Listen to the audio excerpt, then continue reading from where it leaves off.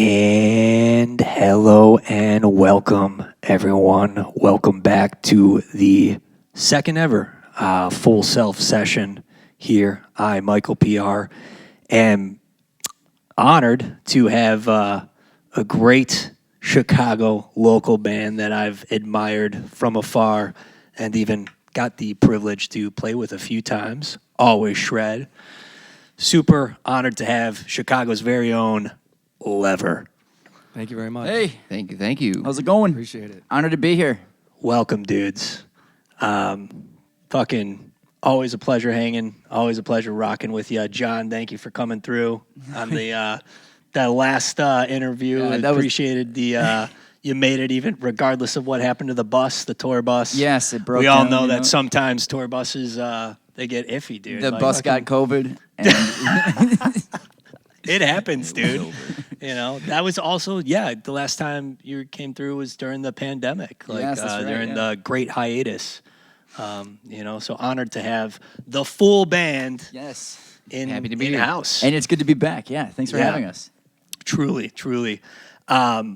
When, as you know, I didn't get to speak with Mike and Jeff last time. When did you guys start jamming with John? When did it all kind of form? Man, well, it was late 2012? Like December 2012, Jeff and I started jamming, or was it 2013? I can't even. I think I'm a mess. early 2012. Was it? I think so. Or No, I thought it. No, it was. It was like December. It was the end of the year. That's what I. see, we don't even know our own. Well, it was just Going way back. Anyway, it all started with me and Jeff. Oh Like, no, yeah, shit! yeah. You guys were jamming before John even came into the mix. Yeah, Correct, we Woo! I'm a new guy.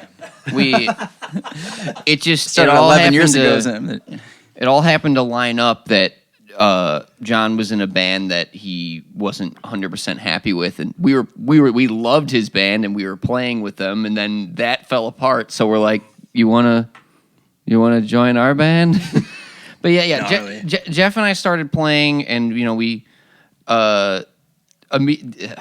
What was so funny how we found each other? I was getting out of high school. Well, I was long out of high school, but my band that I had fallen apart. Everyone went to college, stuff like that. So I'm wondering, what the heck am I going to do?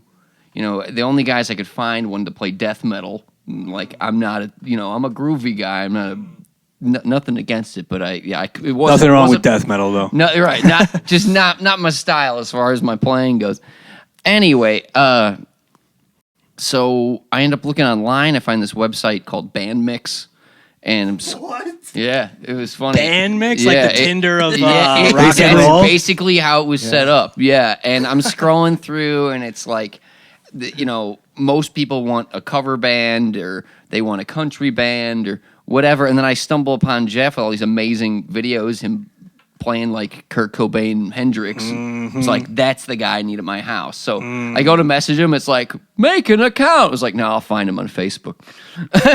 So, hit him up. We start playing. Immediately clicked. We're like, we need to make a band. So we found some other musicians. What year was this again? I That was like, I think it was 2012. yeah. I think it was 2012. Yeah. It was.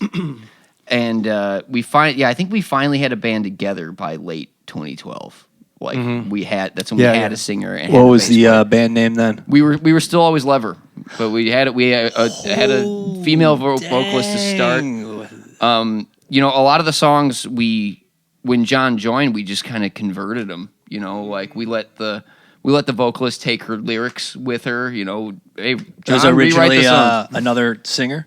Say Too? what? There was originally another singer. Yeah. Yes. Wow, Yeah, I we did not had a know different this singer, lever different lore. bass player. This is Yeah. all new lever lore for me. All we got out of that original setup was like a tiny 3-song EP that we made in a room with like 2 mics. 3 or 4 songs. Yeah, I'm not sure how available it is, but that album, that with the original singer, is actually very it'll- good. it'll I turn up remember one- I was a fan and still am of that early incarnation awesome. of the band. Yeah, It'll turn up one day Wow. in the deep cuts. and it'll be on the yeah. But box set. So on the it- box set. Yeah, there you go. It ended still well. Like you guys. Yeah. Oh yeah, Moving we're forward. we're Cool. friends with all these people. But Awesome. Yeah, everyone's cool. When our singer at the time, her name was Maura, fantastic. Shout out to fantastic Maura. Maura Dooley, she's amazing.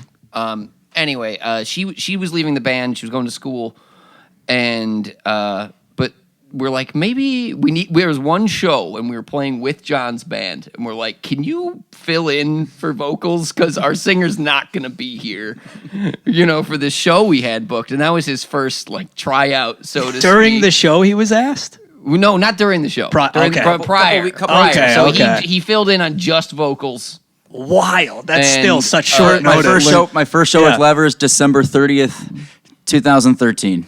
Oh wow, So it'll be coming up. 11 years since my first That's time with nuts, these guys. dude. Wow. Or My- depending on when this, the depending on 11-year anniversary, baby. In my head, Yeah. you joined 5 years ago. That's just where. Yeah, right. That's where I'm at. Yeah. Yeah, I'm still the new guy. And depending on when this comes out, it's already been 11 years. That is so wicked. I did not know the roots go back to Mike and Jeff shredding it Yeah. up. Yeah, Let's these two started fucking it, yeah. go. Jeff, how long have you been playing, brother? I want to say I started kind of late, like compared to I feel like most guitar players start. I started like when I was like 15, I want to say, and I'm 35 now, so I've been playing 20 years, and I just became like addicted to it, basically like obsessed, and What got you playing? so I saw this like greatest hits commercial for Nirvana's greatest hits album, and it was the one with "You Know You're Right" on it. And I was like, what is this? Like, like I imagine like me seeing that was how like a kid felt when he first heard "Smells Like Teen Spirit" for the first time, like when it actually came out. Yeah. So I was like, this is like really powerful, and the songs are just so like so good, But he has such a powerful voice, and it's just so like heavy. Just like I really want to I want to do something like that, Fuck yeah. So I became like obsessed with Huge inspiration for huge me, inspiration. too. Yeah. And, Yeah. dude, that you are a fucking great player, man. That means a lot, thank you. I appreciate you being even on the TikTok grind with Thanks. your licks, dude. I love that, man. Thank you very much. You shred. I see you, man. It's fucking great. It's great to see. When did you start like doing just the kind of one-offs on TikTok where you're just like playing and just for the fun of it? Good question. I want to say like maybe like during the pandemic, maybe. I feel like Cool. right around then. The great hiatus, man. The great hiatus yeah. changed a lot. A Yeah. lot of people, a lot of musicians. Definitely. Totally. Lots of bands went away too. Lots of our friends' bands either moved away or split up or just couldn't keep it together during the pandemic. I'm very proud that we stuck through it and came out on the other side of this whole thing because it wasn't easy. It's not easy for bands to stay together anyway. Then you add a pandemic to that, it could be tough. So we managed. I lost my mind, but I never lost the grooves, man. The grooves are there, man. Never lost the sick licks. The grooves, the grooves are freaking there. Hoverboard. That was. How long did it take you guys as a group to kind of conceptualize or put together that batch of songs before you were like, "Let's go, we're ready"? Yeah, I guess I could take that. I mean, we had a bunch of the songs were like taken care of and written before I got there, but again, there was an other vocalist, so I had to like help rewrite some of the melodies, and plus I was bringing a second guitar, so this is the first time we had two guitars in the band. So a bunch of those we had to kind of reconstruct and come up with new ideas for them, but they came relatively quick. And some of the songs that are on that, and most of them I think we wrote mostly together, the three of us. Yeah. And as far as that recording process, we did it in like a weekend. A weekend? Yeah. And we went back. That was just one weekend with Barrett. Yeah. Damn. It was Like from 2 days. from a Friday night to like a Sunday evening, and then we went back a few times to just fix some things, maybe re-record one of the songs. But yeah, the bulk of that thing was recorded in a couple of days. Incredible. How did Identity Crisis come to be? Did you come up with Well, the drum part I first? can tell you I named it Yeah. because That's right. it Yeah. was going between these soft parts and heavy parts, and I felt like the changes. I was like, this song has an identity crisis. And then you're all like, wait, Whoops. let's go with that. And I think that that helped inspire where the lyrics were gonna go, and it in so many ways everything starts with a jam. With I feel like we're all natural songwriters when it comes to just having a verse and a chorus and a bridge. That's and then awesome. we just screw around with licks until we're like, okay, what makes the most sense? Three chefs in the kitchen Right. cooking it up. No, Yep. we're all very collaborative That's when it fucking comes dope. to that kind of stuff. That's awesome, Yeah, man. identity crisis specifically, I have no idea. Yeah, every song's I have no idea. every song we come up with is a little bit different. Again, it's always usually starts off with just a jam in the studio or in the rehearsal space, and then we just start adding to it and taking things out. Part of being a good songwriter is, I think, being a good editor, like knowing when something's too much. I think that one is Jeff has the chords, Mike comes up with the beat, and I just came up with the melody, and all of a sudden it was just done in we finished writing it in a session. It was came pretty quick. Yeah. Amazing. And just one weekend too. You guys just crushed through. Yeah, we Yeah, did everything. For yeah. Hoverboard, that's pretty We incredible. recorded most of it Hoverboard, live. And I that record stands, man. Like you guys did a really good Thanks, job. man. Thanks, Really man. Thank you very much. For real. That one was a lot of fun. Thanks, man. Yeah. And Shout out to Barrett. yes. Yeah, yeah. Shout out Shout out to to Barry. our I think he's got the shirt on right now. Yeah. Treehouse. Nice. Let's Yeah. go. There you go. That's right. And that was the first experience at Treehouse for you guys? Yeah, it's our Fuck first yeah. time at Treehouse. That's so sick, dude. And to hear that it was all one weekend too it's intense. I love that. Yeah. I love that you guys tackled that shit out. We recorded the bulk of it live. I want to say. Yeah, we did it live. Yeah. That's so awesome. it was like I Mike- feel like it made us better players also. Because we're like if we mess up badly, we have to We have to redo do the it. whole thing because Yeah. tape, A, it costs money, and B, it's always going to be there. Yeah. If it's even if you erase the tape, it's still like in the background. You can kind of hear it on tape, but you can't just erase the tape. So yeah, we just got to be good and don't fuck it up. Yeah. Like that's pretty much what it came down to. Luckily, we didn't fuck up too much. Well, congratulations on that, and congratulations on Douse. I know we talked about it a lot Thanks, yeah. when you came through, John, last time, but Yeah. I freaking love that record. That was And, the dismal Dow's promotional tour during Codename Killer. COVID. Let's go. Yeah. Yeah, Codename Love that Killer. song. Thanks, Thank you man. very much. Thank you. Such a shredder. Thanks a lot. That record elevated you guys. Like Hoverboard, was freaking great. Loved it, but really put a lot of care and took it to the next level. Thanks, with man. The Douse. We're very proud of the Douse. Dose. Yeah, we're very proud of it. Dose of medicine I need for sure. We really had a great time at Audio Tree recording that record with Shout out Rick. Rick Yeah, Rick. Fritz, amazing producer. Yeah. Everything he did, and he was just really there for us. He really believed in everything we were doing. He kind of we got a bit of a favor on the price sometimes, just because we were really able to fit in. It was like he would just call us, be like, "Hey, I got an afternoon open. You want to swing by tomorrow?" We would just like cram in a session because they lived like down the street from Audio Tree at the time. So if we needed to, we fit with his schedule. We didn't have to like block anything out besides the bass tracking, and then we mixed the thing for like a long time. But it was a lot of fun. He's a lot of fun. I'd work with him again in a heartbeat. Awesome. And for you, Michael, when did you start playing the drums? When did I start playing the drums? Well, that's actually a funny story. My dad was always a drummer. Well, he's an artist. He's a comic book artist, which he does for a living. But he played drums for years before that in bands and stuff. And I always had bongos and random other percussion instruments in the house when I was like little kid. When I was about 12, I wanted to get into drums, but my dad looked at me as like, well, I'm not going to buy you a cheap kit, but I'm also not going to go buy you something really expensive. Let me give your uncle a call, see if he knows anything used, whatever. We call my uncle up, who's a drummer himself. He's like, it's amazing you're calling me right now because my extra kit was in storage in my buddy's house, and his basement just flooded. He What had are to the clear odds, man? everything out of the basement in Yeah. a second. He just showed up on my doorstep today with the drums I can't store these for you anymore. So I'm staring at this drum set in the middle of my living room, pondering what am I going to do with it. And then you call me asking for a drum set. He's like, come get it. Perfect. You know, and at the That's time he was gnarly. like, I'll call it a Yeah. loner. But, you know, I immediately ran with it and started playing. And funny enough, Jeff and I shared the initial inspiration of Nirvana.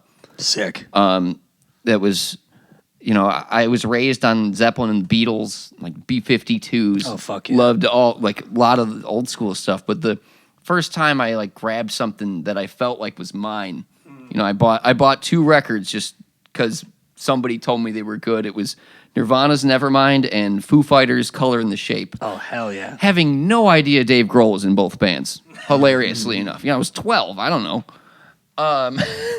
But and then me and a friend of mine, we saw a really bad talent show performance of Smells Like Teen Spirit, and we looked at each other. We're like, we could do that. Yeah. And you know, I was already sitting on the drum set, but that's when he bought a guitar, and we just started jamming random stuff. And Love it, dude. you know, that never became a full project, but it was where I got my initial start. Did you and two everything. have a name before prior Lever? Did you have a name that you guys were going under? I don't think so. We once we finally had a band and were putting together a recording, we sat there for hours trying to figure out. Their first one was Nirvana. No, it wasn't on there. Nirvana. Love that. I'll That's sick. see myself out of it. I'll always remember when I was 12, and then I was like, "Wait, he's dead." Yeah. No, Yeah, dude. like I know, man. I fell in love with this band that I heartbreaking. felt like Yeah. was, you know, everyone else, all my friends, they were into. It was My Chemical Romance and Blink-182, and you know, great bands. But at the time, I was kind of rebelling against what was popular. I feel like I respected the whole movement Yeah. later. Yeah, I just realized what take off your pants and jacket means. Yeah, right. About a month or That so took ago. too long for me to It took click, me a too. real long time to catch up to that one. Light bulb. I was the same way. I didn't know. I was in I really, related to Nirvana very young. Fuck yeah. And I didn't know Kurt Cobain was dead until I was like 11 or 12 years old. I had no idea. I was just like, oh, this is great music. I have the CDs, and then I was watching like a VH1 Most Shocking Moments or something, and one of them was Kurt Cobain's dead. I was like, what? I was like watching it on the news, Yeah. and it had happened 10 years prior. And I was like, what? Yeah, dude, so wild. Like an idiot. Yeah, What a loss. And I you know, felt but like beautiful. I mean, I felt like an idiot. Yeah, Nirvana, will always be one of my heaviest inspirations, and their discography stands as a joy to me to visit back every time, and I just love it so much, especially the box set. Oh my Got God. cuts on that. Sappy. I just Should've been on freaking Nero. love, dude. Curmudgeon. Oh yeah. That track is so fucking sick. That's great. Yeah, dude. John, you as a singer-songwriter, man, have just really been cooking, and I really appreciate, what you've laid down yourself. When did you start writing? When did your artist journey begin? Oh, sure. Yeah, thank you. It's hard to say. Actually, as far as like traditional rock instruments, I actually did start off as a drummer. I always wanted to be a drummer. Dang. And then, but I needed to, I felt like I should be, but I always had melodies in my head, so I wanted a guitar and wanted to kind of teach myself how to do that. I'm self-taught. What was your first drum piece? First, I was called a kit. Like Yeah. it was Drum Zone. Or did you just have a snare at first? Was it like drummer boy style? or- No, it was I got a Drum Zone like toy, just kind of a toy kit, but it was a cool company. Like the company was good. Sweet. It's like an upper level kid style Nice. drum set. A little bit, a grade above Fisher Price. Right. Yes. Yes. Just about. It was like my first guitar was one where you press the buttons and it's like no. But then I just started mowing lawns, made enough money to go to Guitar Center Arlington Heights and bought an Epiphone Junior for $99. Still have it. Gnarly. And it was it looked like it had been just beaten up in the back of the shop, or like it was just Collecting cobwebs? Oh yeah, it's terrible shape, and I was like, that's awesome. And I got it, and I started writing some songs, just figured out some chords. I could never sit through lessons. I couldn't deal with it. And my guitar playing has suffered ever since because of it. And so I'm figuring that out still. But you don't break as many strings as you used to. it's because I'm playing bass. I mean, you did break that bass string like 2 weeks ago. When did you switch over to bass? 2 the years ago. band? 2 years ago, we decided to go down to be a 3-piece. And it was either we look for a fourth member, like a hired gun or something, or we just keep it with us. The band has always been really, we've always felt very comfortable, just the three of us. And I figured instead of finding someone that, you run the risk of doing like the whole audition work thing where it can take a really long time to do, we figured for the time being, I'll just step up and learn how to play our songs on bass, maybe even rewrite some bass parts and just figure it out, and we'll keep it like this. And eventually later on we'll probably eventually like to be a 4-piece again at some point, but the power trio seems to be working for the moment. Lovely. Love hearing it. And congratulations, guys, as well on the live at Audio Tree.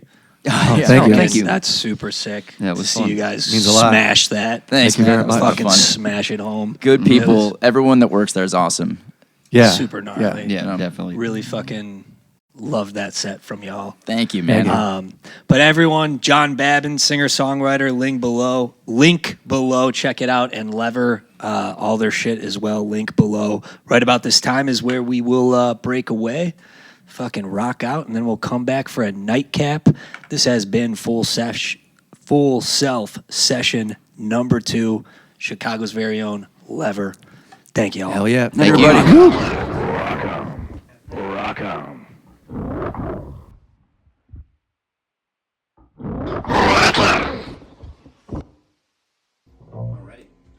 All right.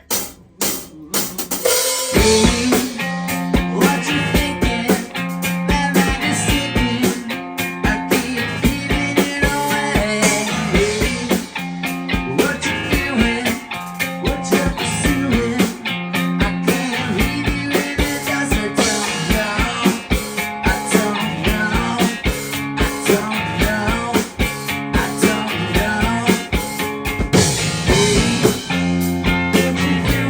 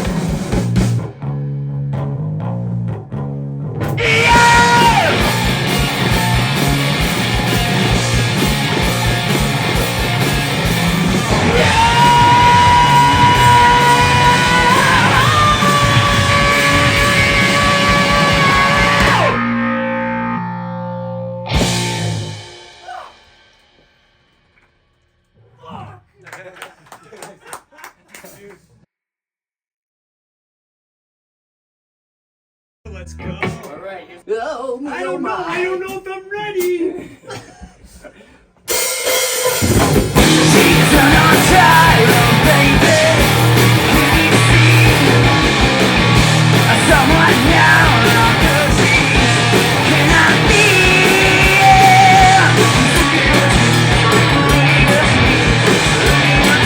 To the freeway.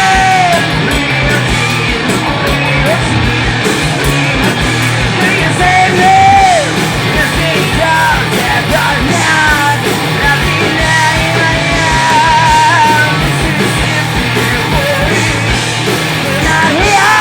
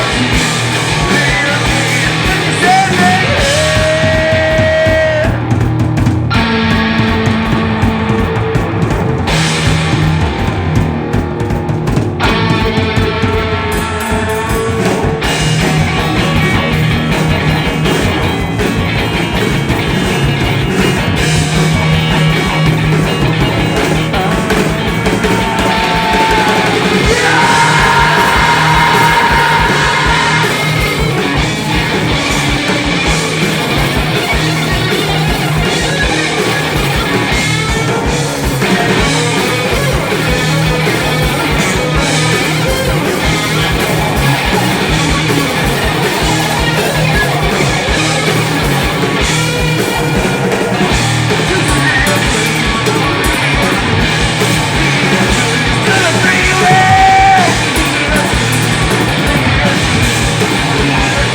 Do you save me? Thank you. Let's go.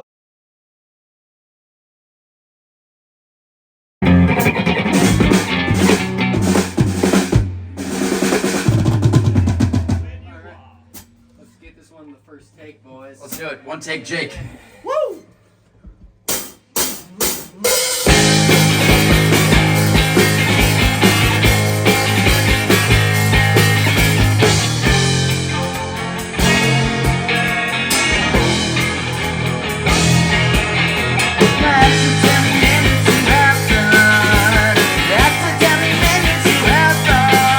But I don't really know. No, I don't really know.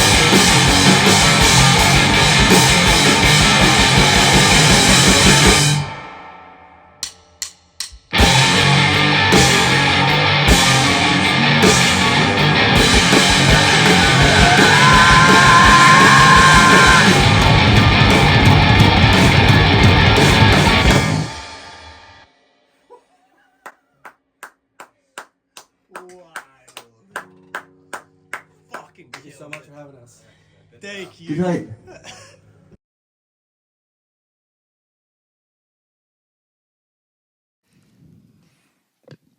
And welcome back, everyone, to Full Self Sessions number 2. This is the nightcap. Lever just totally fucking blew this fucking place apart. That was fucking rad, dogs. Thanks a lot. Really, Thank Thanks, you very man. much. Appreciate it. Really appreciate it. Yeah, it means a lot to us. Levitated. Yeah. Yes. Levitated. Beyond and beyond. Fucking, what numbers did you run us through? The first one was called Indecision. That's off our most recent record called Dows. The second song was off of our second release called Misled. That was the title track, Misled. Banger. And our last song was off our first album, and that was McFly. McFly. Yep. And Back to the future. freaking, my favorite guitar pedal, which Oh, only yeah. a one of a kind that Jeff owns here. Yep. Dude, where did you find that relic, man? So I came on a YouTube video that I just came across randomly, probably because I watch Back to the Future clips all the time. And As yeah, one does. I didn't even know like what it did or anything, but I was like, it looks fucking awesome. I don't even care if it makes sound. Like I'm just gonna buy it. So luckily, it sounds pretty cool, and it's like pretty spontaneous. The sounds that you get, you know, like I don't really know where it's gonna go. I just turn the knobs and go with it. That sounds like you, Jeff. I don't know where you're gonna go. I just turn your knobs and see what happens. Exactly. Wild, dude. Fucking wild. Love Yeah. your playing, dude. Really Thank go you. off the fucking the range, dude. You range Thank you very out. much. I appreciate that. And you guys are tight and fucking only practice when it's appropriate. Love that. You know? Well, I mean, Only do it when you need to, you know? I mean, We could have used a practice last week, but we didn't do it. Yeah, I mean, think about it this way. It's like what we've been playing those songs off of Douse. I mean, that's the newest one, and that was 2019. Yeah, 2019. 2019 that came Sick. out. So, but yeah, we had a million rehearsals like at the time. Like we really grained these into our blood. So it's we try to It's in your branch out. DNA. Yeah, when we have a rehearsal, we try to write more stuff like that. We'll run Lovely. through a set. All right, that worked, and then we spend the rest of the time just trying to make new stuff. We also played Dukes for 2 hours, like recently. So I mean, that was Yeah. that was like kind of We- not a rehearsal, but We had some extra rehearsals for that because we hadn't played that long. Yeah. Yeah, in a while. we closed Duke's Ale House, and that was awesome. Super healthy. Very. Love it. So do you guys have any new stuff you're cooking up? Anything in the works for the lever? Yes, yeah, we'll have a new record out next year if it kills us. Yeah, Next year? which would be, I don't know when this comes out, but if it's 2025 and you're watching this year, So you guys but already if it's have 2024, it'll be next year. So yeah, something's on the shelf then? it's yeah, Elf on the shelf? There's an elf on the shelf, That's awesome. and Fuck yeah, I can't wait to hear more about that. Yeah, we're slowly getting tracks back, and we're only starting to talk about it now a little more publicly. So be on the lookout and just stay tuned, stay excited. There are things coming up. Fuck yeah, guys. Love your shit. And I love asking, the artists. Would love to ask you guys if, there's a lot of artists out there who maybe are younger people who have maybe wanted to start songwriting or getting involved in music, is there anything that you would throw their way as a tip or something that you've learned through your artist journey that might be helpful? Yes. Whoa. Get a good microphone. It's where it starts. Keep going. Believe in yourself. Fuck yeah. And just do it. Get with the right people. That's the hardest part of all this. But if you can't find the right people right away, just do it yourself. Just believe in your vision and keep expanding upon that and just keep going. Don't let anyone tell you can't. Exactly. If I'm going to expand on that at all, it's just, I'm a firm believer in manifesting and, just follow your heart and life will unfold how it's supposed to. You shouldn't try to make yourself do anything you don't want to do. And if you want to make music, you just do it. Just keep making it, keep pushing it, keep being creative. If it's good, if it's the right thing, it'll happen. And if not, it'll just keep you sane, whether you make any money or not. It's better than not writing songs and just sitting there vibrating. That's Sweet. Not good. Yeah. You got to let it out. You should never hold back your creativity, because whether you become a rock star or it's just A janitor. for you, it's important to this world. Yeah. Yeah. Totally, dude. If you have the I creative, feel that. if you have the creative bug, if you feel like you need to create, don't waste your brain power watching your favorite streaming service when you're done with school or work, and just waste that for 6 hours a night. Just Pro tip. How about just pick up an instrument or your whatever software you use to write music, however you do it, and just use your brain and use your heart, and just you won't go wrong that way. Yeah, I would just say experiment, listen to as much music as possible. And I think in the beginning, you're going to try and emulate or try and you get your favorites that you are really inspired by. But when you get 5 favorite musicians or whatever, you kind of mold your own style and kind of become like yourself, which I think is really important. And it's great to, I get more inspired jamming with these guys, rather than, it's fun, to jam by yourself and everything, but I just get more inspired when I'm playing with these guys. So I think it's always good to meet people with similar chemistry. Push your limits, dude. Yeah. Play with the fucking real players, man. Yeah. Fuck yeah. It just makes you better, and it's just more fun, and you're more creative that way. So, Love that. Love you guys. Everyone, the you holy too. Love you guys. Trinity, Jeff, Michael, John of Lever, Chicago's very own. All links below. They got a show coming up in April. Link below. Buy a ticket. And thank you all for tuning in for Sesh 2. Peace, love. Peace out. We love this guy too. Rock on.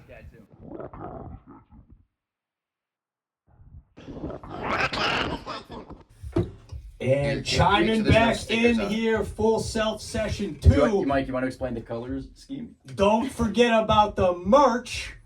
Hey. Look what we got We got here. these t-shirts. They come in 3 different flavors. You have cherry, lemon, and mystery Jeff flavored.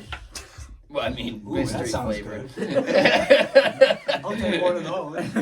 But honestly, we are kind of running out of these shirts. We might do another run of the same ones. We might have a new design where there's kind of a lot up in the air. But, tell us what you think in the comments. Could use some rolling paper. Hey, there you go. Yeah, there you go. Sweet. can you smoke this? Yeah, You can smoke this. I'll smoke this, dude. Dude, fuck yeah, guys. Link below, merch available. Peace, love, rock. Peace. Good night.